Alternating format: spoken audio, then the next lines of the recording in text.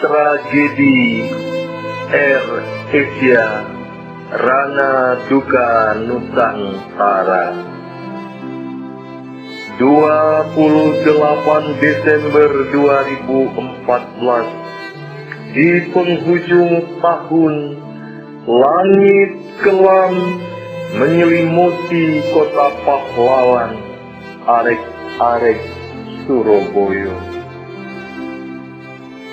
Duka nestapa, ratapan kesedihan, menangisi kepergian orang-orang terkasih. Fajar menyingsing di pagi kelabu, bagai petir menyambar saat kabar tersiar musibah terjadi. Menggelegar di antara awan pekat di atas angkasa, samudra Selat Karimata menyerahkan jiwa dan raga, hanya ingat pada yang kuasa. Rana Duka Nusantara, semua dalam tanya kemana, kenapa, lalu di mana hilang jiwa-jiwa saudara kita.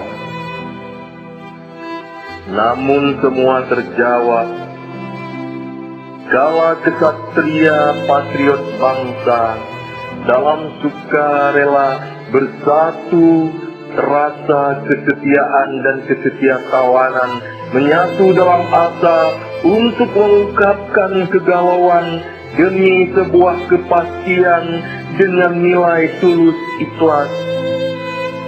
Pak Jokowi, Pak JK, Ibu Risma, TNI, Polri, seluruh komponen bangsa dan masyarakat.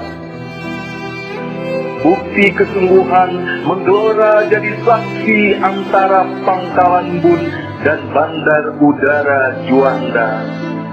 Prasasti abadi terjadi, pengabdian pada negeri. Serpihan mengapung di samudra luas dan lepas. Jasad-jasad kaku tak bernyawa dan tak berdaya. Ada yang bersemayam di dasar arus deras. Pada Tuhan yang Maha Kuasa, penyerahan diri karena semua dalam genggaman dan takdirnya. Selamat jalan saudara-saudara kami. Derai air matamu dan keluarga, juga derai air mata pertiwi tercinta. Menabur bunga di laut luas dengan linangan air mata. Semoga saudara-saudara kita ada pada tempat yang layak di sisi Tuhan. Doa kami selalu untukmu, saudara-saudaraku. Rana Duka Nusantara, semoga ada ukhuwah di balik musibah.